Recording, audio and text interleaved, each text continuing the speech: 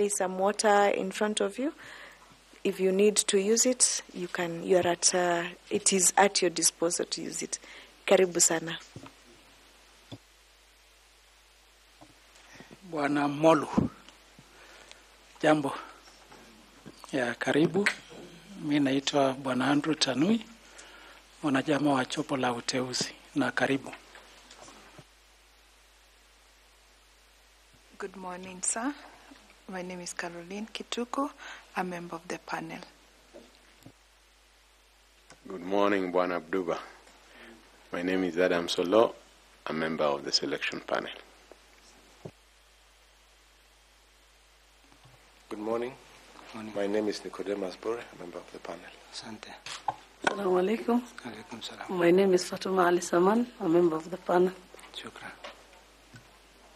Good morning, Dr. Ido. Good morning. My name is Koki Muli Grigno. I'm a member of the selection panel. Asante. Good morning, Dr. Abduba. My name is Evans Misati, a member of the selection panel. Welcome. Asante. Now we invite you to introduce yourself. Take some 3 or 4 minutes to tell us about yourself and where you come from and why you think that this job is important and for your consideration. Kindly please proceed. Thank you, Chair. Thank you, panel, for the opportunity to present myself before this panel for this important role. My name is Abduba Mollu Ido.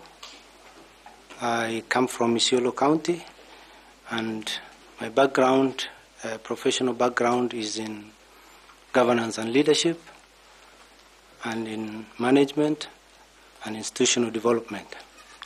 I've had the opportunity to serve at various levels, starting with work within communities back in Isiolo South, where I was privileged to head a development and humanitarian organization.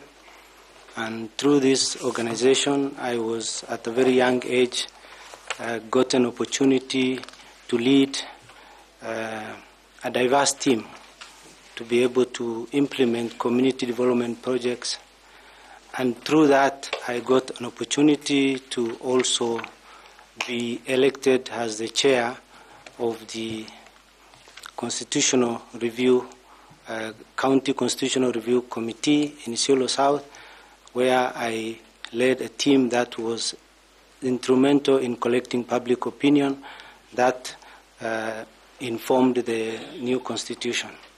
Thereafter, I was also elected as the first district peace development committee in Isiolo, where I also played a role in coordinating the peace and conflict initiatives in that county.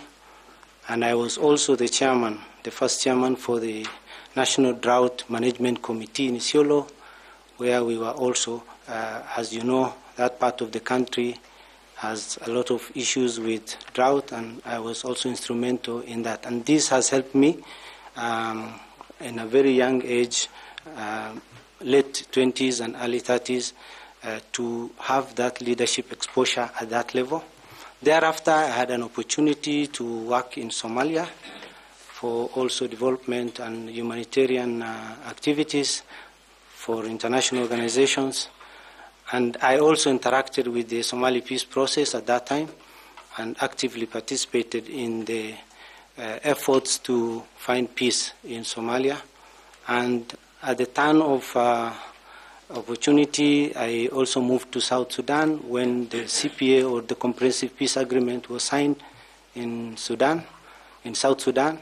And I was also among the first people who had the opportunity to support resettlement and normalization of the refugees who are in Kenya, in Uganda. And even that also gave me an opportunity to work with institutions, nascent institutions in conflict environments, in high-pressure environments. And I have since had the opportunity to work within the international development sector, working for the Canadian High Commission and also Danish Embassy and the United Nations. all of these roles have also enabled me to interact with a number of stakeholders at different levels, managing teams, managing programs, and also working with stakeholders. I have interacted with the IEBC at various levels. When I was at the Danish Embassy, I was part of the UN and diplomatic observer group that observed the constitutional referendum, and also I had the opportunity to participate in the 2017 elections. And since then, since I joined, after that I joined this consultancy firm, Praso Consult. I have led a number of reviews, research and studies of importance here. Two of them is that I had the opportunity to evaluate the multi-donor trust fund for elections in Kenya in 2017-2018, where I was the team leader, and we were able to go around the country and collect the relevant information that would enable the Commission and the partners to be able to support the electoral process in Kenya. Lately, late 2022, 2023, I was also privileged to have the opportunity to lead another evaluation of USAID-funded support to organizations, non-state actors, the civil society, the religious organizations who are supporting civic education in Kenya. That also gave me the opportunity to interact with the IEBC and also other stakeholders involved with election, civil society, religious institution.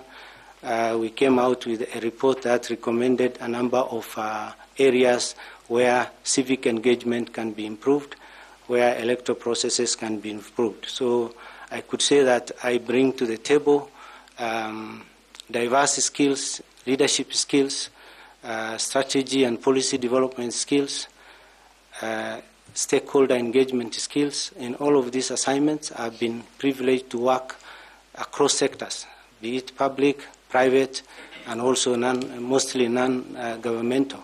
So I bring this on the table. Thank you, Chair. When Abduba, when I went to school, I met a young man from Sakuye community in Isiolo. Are you the one? I'm not sure, but there are so many young Sakuyes. It's possible that we met in the course of... in Laikipia campus? Yes, I was in Laikipia campus. And graduated in 98? Yes. Very interesting. Okay, fine. Thank you. I met him a few years ago. Welcome. Thank you, Chairman. Now, Dr. Mollu, what is your profession? How would you describe your profession? Thank you for that question. Professionally, I trained initially as a teacher, and I also taught briefly at Garbatula High School. And within a very short time, in 6 months, I had the opportunity to go into the development field. And from there, I also had a lot of exposure in project management, project development, resource mobilization. And then I studied, I went for my master's as a human resource management. And thereafter, I went and did leadership and governance. So I have diverse experiences. I could say my profession cuts across a number of fields. Okay, so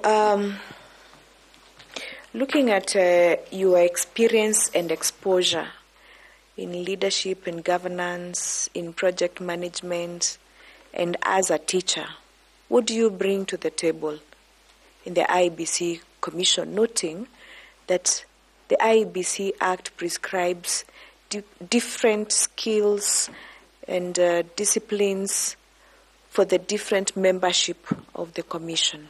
What do you bring to the table? Thank you. I bring a number of skills and competencies.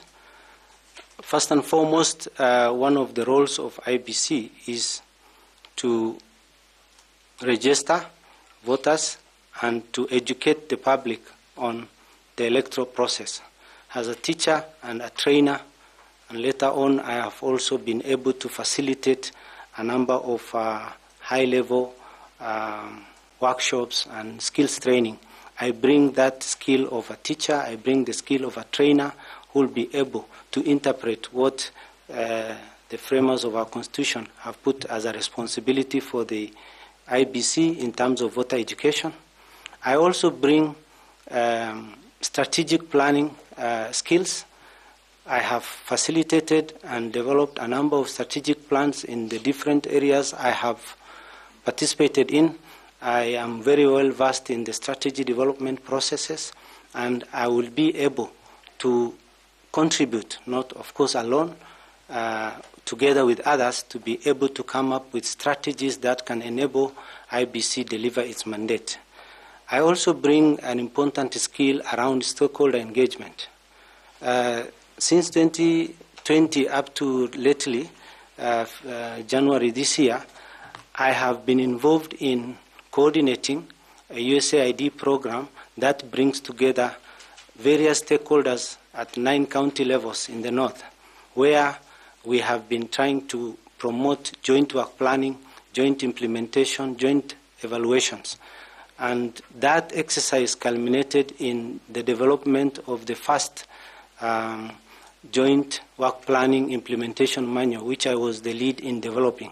So I'm very well versed in stakeholder engagement, stakeholder management, and I will be able to support the Commission to be able to come up with a proper stakeholder engagement strategy that will enable it to interface with the various stakeholders involved in the electoral process in Kenya.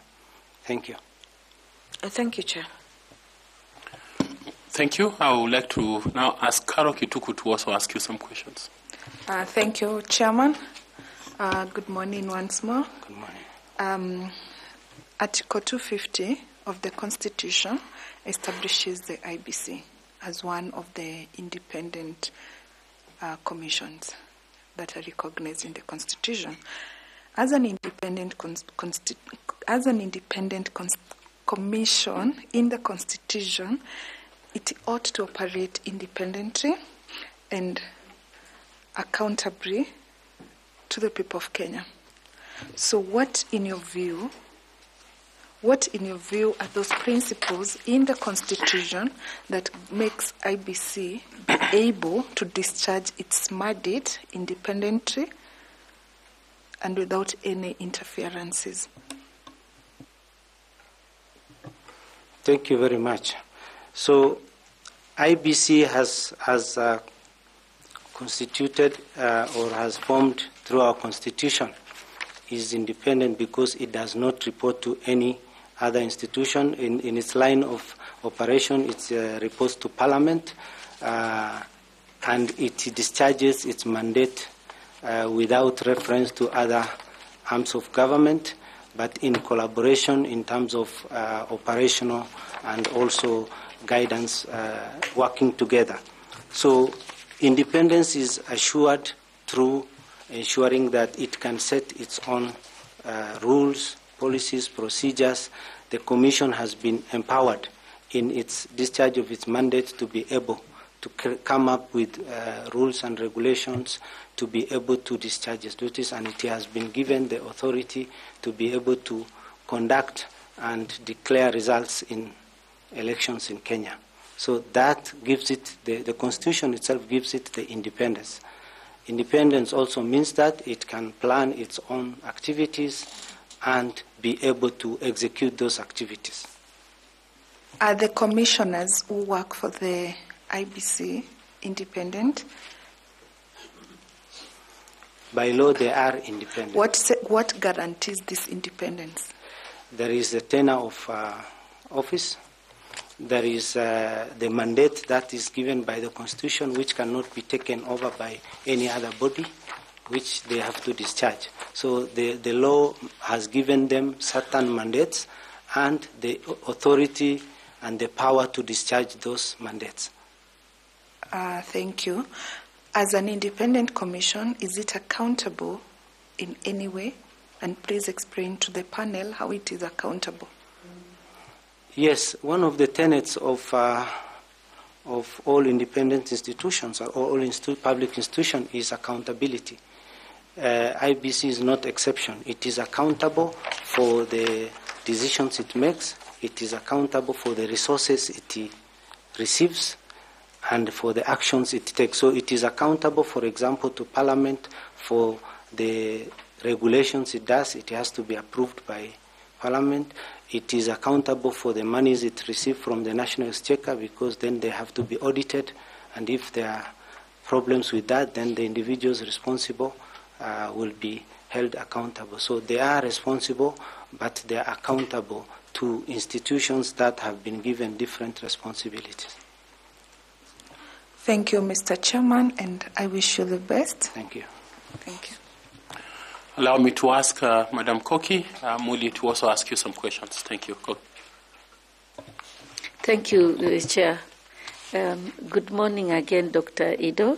I would like to just ask you a brief question, which is a follow-up of the discussions we have been having over the last 1 week with other candidates for the position of chair. You have had them identify very clearly some of the challenges and the failures associated with IEBC in previous elections. Today, I would like you to briefly explain to the members of the panel what you would do to avoid these failures, or to address them. In some of them still persist, to address those failures, the challenges that still persist, and also moving forward to ensure that subsequent elections are devoid of some of these failures. Thank you. Thank you, Ambassador. Indeed, the IBC has faced a number of challenges, and it continues to resolve some of them, and some of them continue to be outstanding. One among these is in the manner in which the elections are conducted and results are transmitted. Technology has been a challenge in terms of results transmission, and therefore because of that there has been contests of the results that have been declared. Sometimes technology has been failing, and sometimes the results have been disputed because of that. I will identify a number of these challenges and then identify how we can resolve them. So going by the technology, I think we need to do an audit of the technology we have in terms of what is working, what is not working, why are we having challenges. Part of the challenge is preparation. The gadgets needs to be checked early. Test runs needs to be done. If there are challenges with the software and the transmission mechanism, this needs to be checked before the election. So by doing an audit, we can identify where the bottlenecks are and remove those bottlenecks in terms of technology. And of course, technology also is an evolving thing. Today we have this technology, tomorrow there is a better one.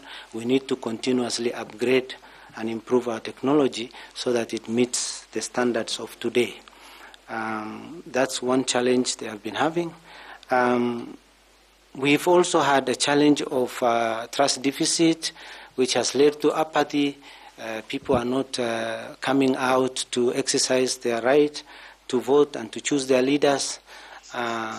There is, in my view, informational gap, and that needs to be bridged.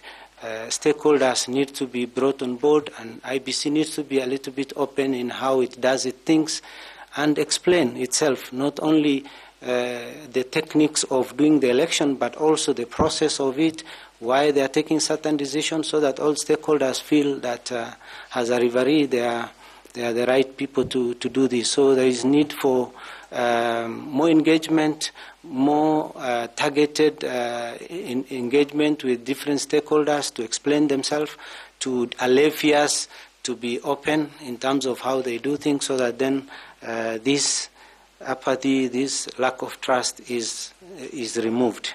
Okay, thank you so much. Very good. I'm happy. I'm satisfied. Thank you, and thank you, Chair. Thank you. Let's go to Bwana Tanui, FCPA, please. Bwana Mollu, pongezi, I can see you have a PhD in leadership and governance.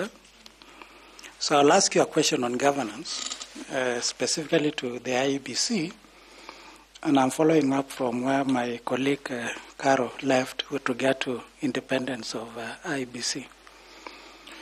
And the independence of IEBC comes under many challenges from either the executive, the judiciary, and the legislature.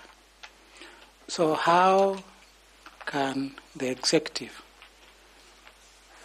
interfere with the independence of IEBC? Thank you very much, Bwana Tanui. Interference of the executive can be in a number of ways. The executive also is a political entity. They have interest in the outcomes of political processes. So they want to influence the decisions the referee is supposed to make. So the outcome of elections is of utmost importance to the executive, because they need to have... So I want how? Specific, so how they can influence the commission to make decisions that favors them in relation to, for example, recruitment, for example, in terms of staffing, in terms of the officers who are posted to do the work of the IEBC. These officers then are compromised sometimes through bribes to be able to make certain... Specifically how? So how can they influence recruitment? How can they influence, you've talked of transfers, specifically how can the executive do that?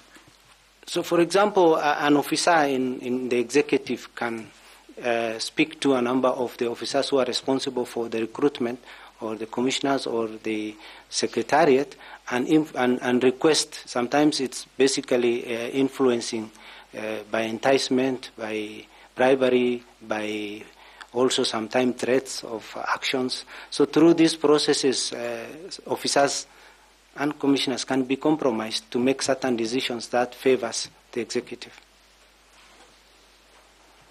The judiciary, how can the judiciary influence or affect the independence of IEBC? The judiciary comes in at a time when there are conflicts or there are issues where a candidate or a party has gone to court, and the judiciary can also make decisions or make rulings that can influence the outcome of certain decisions that maybe the IEBC had taken, and this can affect how. For example, I can give you in the run-up to last election, there was a case where a petitioner went to court and said we cannot allow the use of manual register. And then the decision was given. Shortly after that, that decision was overturned by another court. So that can interfere with the work of the commission. Lastly, Parliament. How can Parliament influence? Parliament, again, just like the executive, is also interested party in what comes out of this. They can shoot down proposals that are useful for the IEBC to operate properly.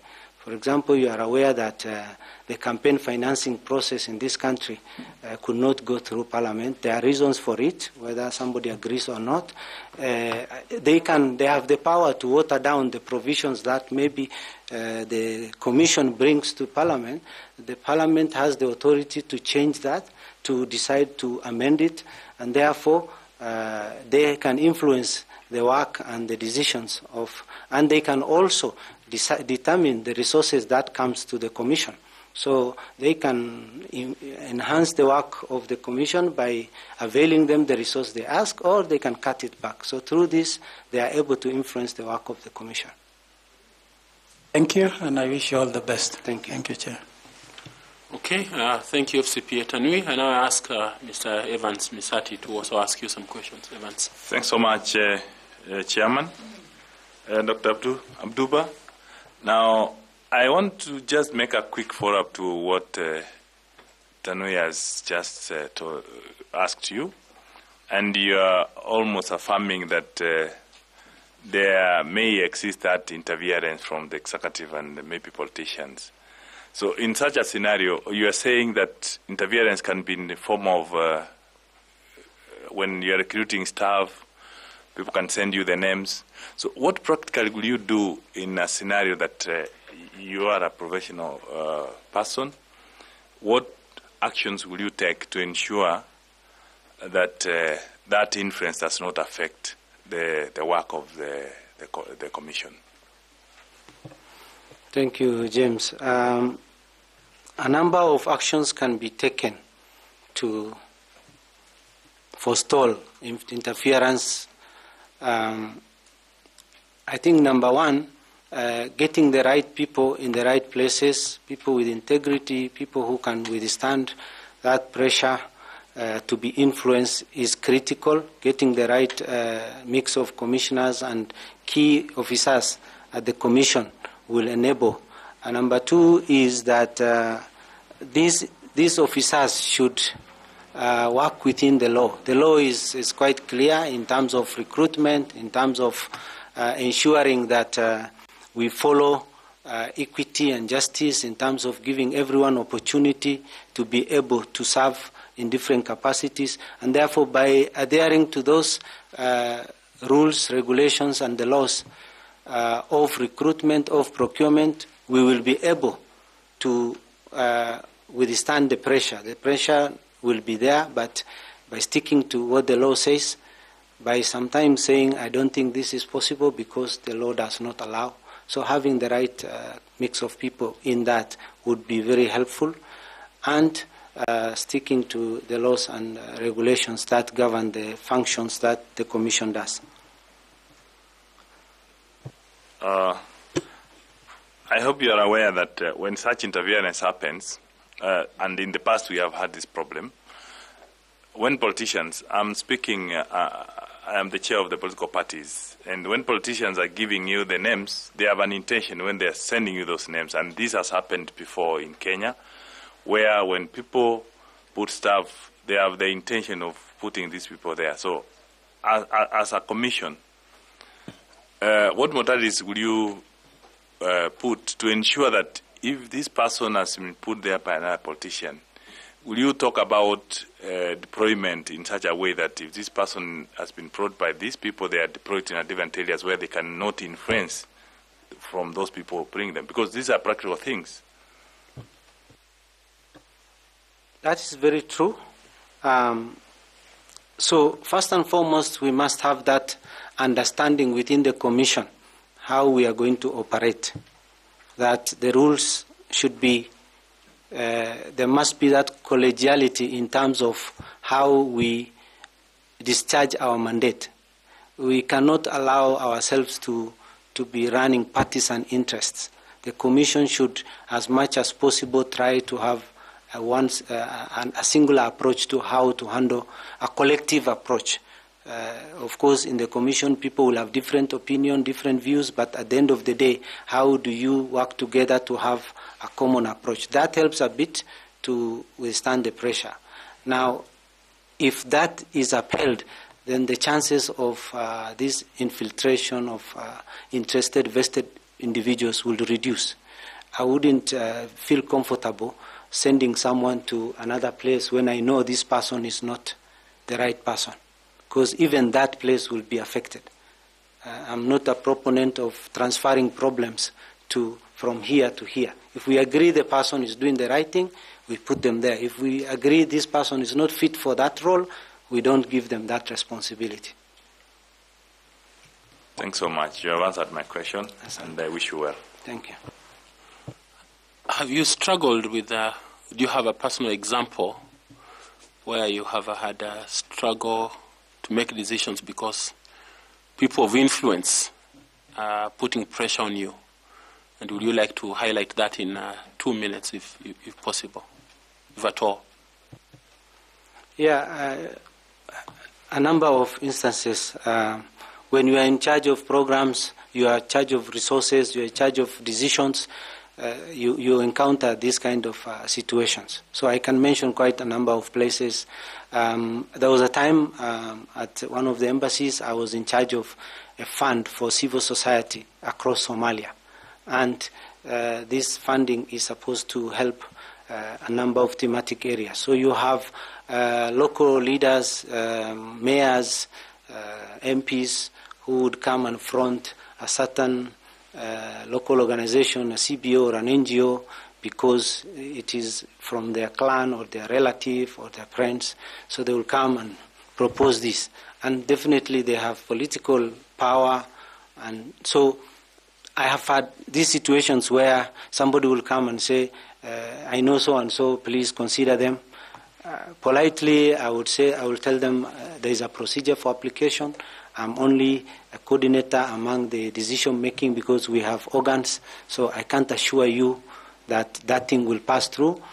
So apply and let the process take place. So I have had these instances, both in the context of Somalia, in the context of Sudan, where I was working a lot between local agencies, district people, regional people, plus civil society.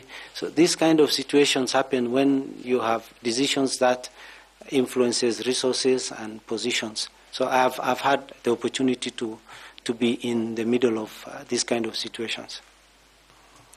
Thank you. I would like to ask Ms. Fatuma Saman to also ask you some questions, kindly. Thank you, Chairman. Dr. Abduba, and if you become a member of the IEBC, what principles of stakeholder engagement would you consider when developing a media relations strategy for the work of the IEBC? Thank you, Madam Fatuma. Indeed, stakeholder engagement is a critical role of IBC, and it's a critical success factor. So, first and foremost, we must be guided by a clear stakeholder engagement strategy.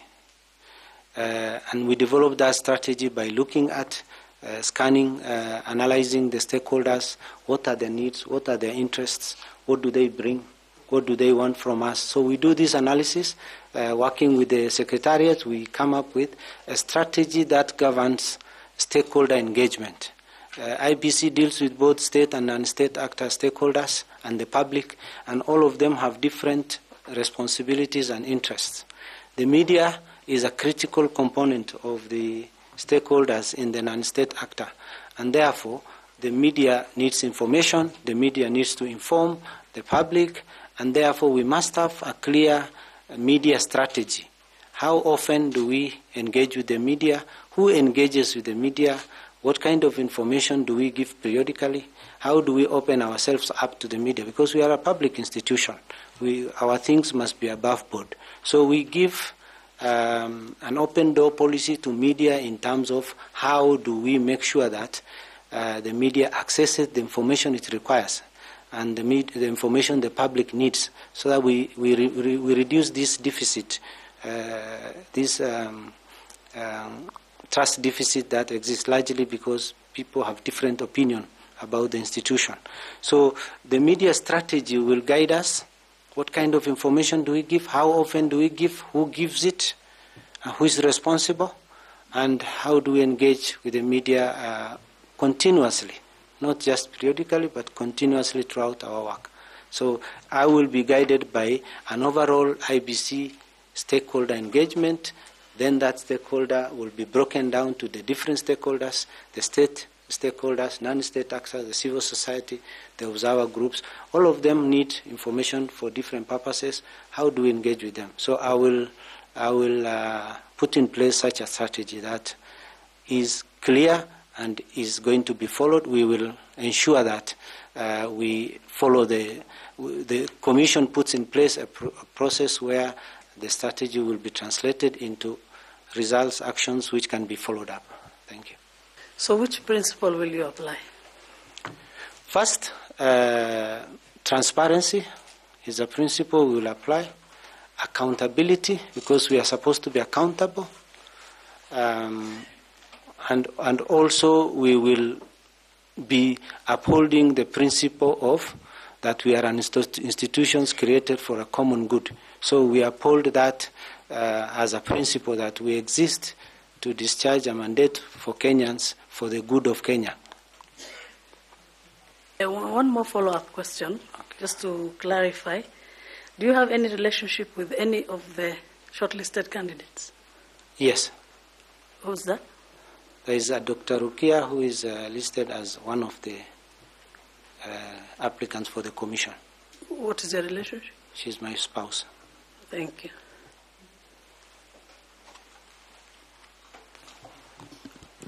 This is a very lucky family. Yes.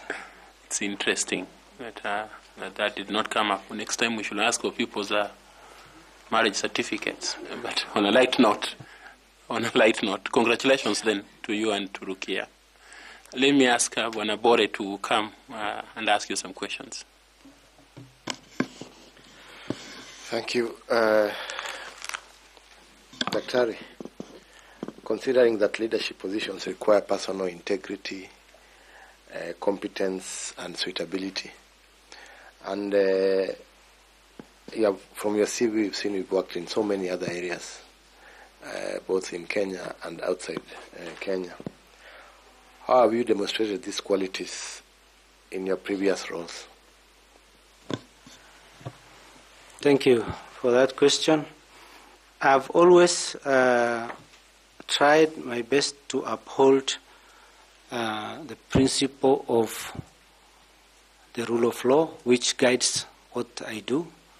I try to discharge my duties to the best of my ability without fear or favor, and I have tried to avoid situations that will compromise my decisions. So I say try because it's an ongoing thing, and I try to discharge my duties. I try to understand my responsibilities, what are my limits, what are my boundaries, what can I do, what I can't do, and I'm also quite forthright in saying what I can and what I can't. And I'm not afraid to say I'm not able to do this because of ABCD. So that has been my principle. In all of these engagements I've had, I've tried to maintain that. And from your CV, we note that you've had short stints of where you have been working. For example, September 2016, you served in the USAID Resilience Learning Activity. June to July of 2024, you also indicated that you worked as a team leader at USAID Resilience. So you've had short stints. Is it because of anything related to your work ethics, or it is a contract? So those short their assignments, I've done them as a consultant. So they are not, the full-time employments for me has ended at 2017. And the nature of most of my work, and you will know this from most of the organizations, they have short-term contracts, 3 years, 2 years. The longest I've done was 5 years at the Danish embassy. So these are contractual arrangements. So, and the rest from 2017, there have been mainly consultancy contracts. Some are long-term, what you call rolling over contracts over a year or two, but most of them are assignments, like the one for UNDP is an assignment, the one for USAID, and many other assignments are short-term in nature. They could be 3 months, they could be 3 weeks. So those are consultancy contracts. And we have also noted that in your CV you did not attach any referees. Is it by coincidence or? My CV has referees. My CV has 4 or 5 referees. The contact for the referees? Yes. All the information is included there. Okay. Yeah. Thank you, Chair. Thank you. Okay. Thank you, Bwana Bore. I'd like to ask Prof. Adam Solo to ask you some questions. Professor, kindly. Thank you, Chair. Daktari, I want to start from where my colleague Fatma ended. You know that when you're talking of integrity, you bring moral probity. And your answer to the last question, where a family has applied, and also when you are answering the strategy, you also talked of transparency and accountability. If it's a private question, don't answer. But were you aware that your wife was applying? Yes, of course, I am aware. My wife was applying, and we both applied because we both felt we can serve Kenya in this role, and we have the requisite experiences. And unless, of course, we all end up being on the same committee finally, I don't see a conflict in interest, expressing interest. It was possible. There were instances I've applied where she was shortlisted, I was not shortlisted. There are instances where I've applied with her and I was shortlisted and she was not shortlisted. Thank you very much. Asante. You also know, and you have already inferred it, that the Constitution expects us to have regional balance, to have affirmative action, whether it's gender, whether it's persons with disability. It expects us to have equity. And you have just inferred, although the Constitution doesn't talk of family balance, you've just inferred, because it didn't anticipate, otherwise it would have been included. What would you tell this committee if by chance it was to find that both you and your wife make it? Thank you, Prof. It will be double blessing, but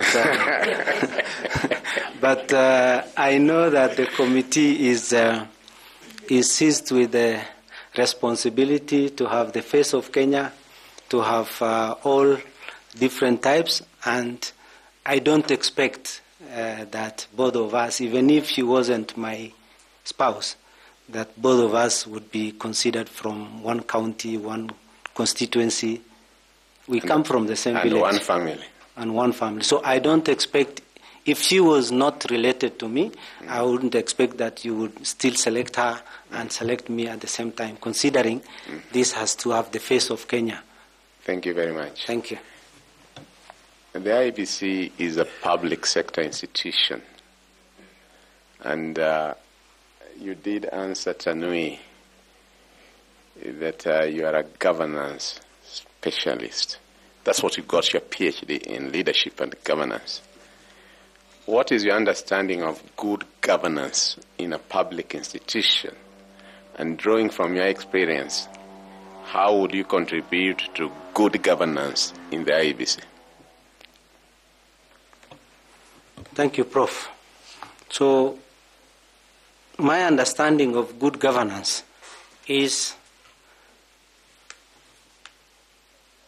the situation where the public good, the entity's good, whether it's corporate governance, whether it's public governance, whether it's non-state actor governance, that entity is run transparently, that entity is run accountably, in an efficient manner and in an ethical manner.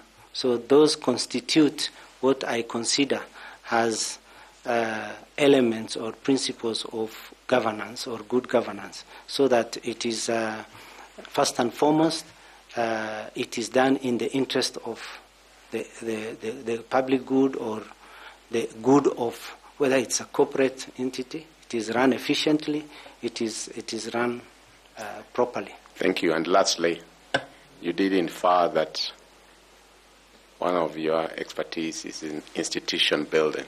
Mm-hmm. My colleague Bore has just inferred from your CV that you are more of a journeyman. Mm-hmm. You do short stints here, this USAID here, you are in Sudan, you are in Somalia, you are always on the move. Mm-hmm. Yet this job you have applied for is for a 6-year tenure. Mm-hmm. How are we sure that if you are appointed, you won't get bored midway and say, I want to move again? Thank you. I don't think this is a boring job, so I will not get bored. Secondly, I have explained that the nature of the kind of opportunities I've gotten to serve are short-term nature.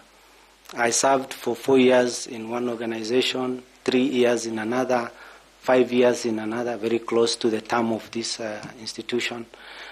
This other, I have served them under an institution called Praso Consult. So these are assignments that I have contributed to as part of an institution. So from 2017 up to today, I have been with one institution. That my CV says that. So I've not been running around, but I have been lucky to have access to different kind of assignments, which builds the expertise and ability to be able to serve better. So I don't find them as hopping around, but I've had a variety of opportunities to be able to look at issues from different angles. I would say I've been happy in that sense. Thank you. If I'm given this opportunity, I want to assure the panel that I will try to serve to end of my term. Thank you, Chair. Okay, Professor, I will have to ask you to bring up some 2 questions again. Daktari, leadership and governance, you definitely start with your country. Name 4 national symbols of the Republic of Kenya. The national symbols, the flag. Mm-hmm. Put your and repeat the answers here. The flag, the coat of arms, and it's okay. The second question. Okay. Who is the chairperson of the Salaries and Remuneration Commission?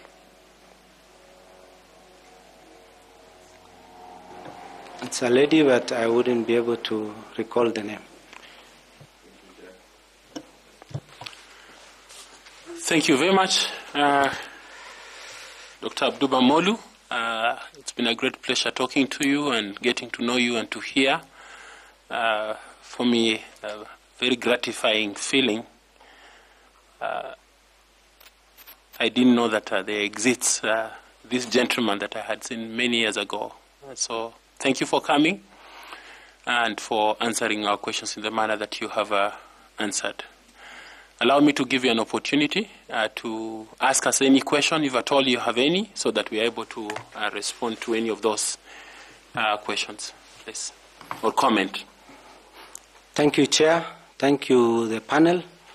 I appreciate, as I said, the opportunity to present myself. And I don't have any question, but I take opportunity to wish you well in this assignment.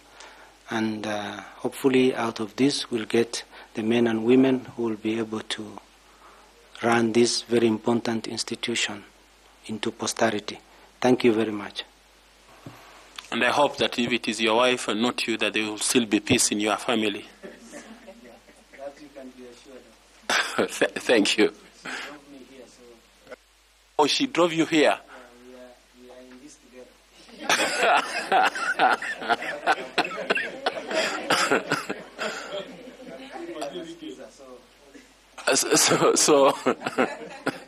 So we have to really prepare for her interview. That's the work you have given us. Okay, thank you very much. Please pick your certificates. You have some water there. And ensure that we have given you your documents and that we are not keeping any document that you brought our way. But regards, and I wish you well in your journey. Thank you.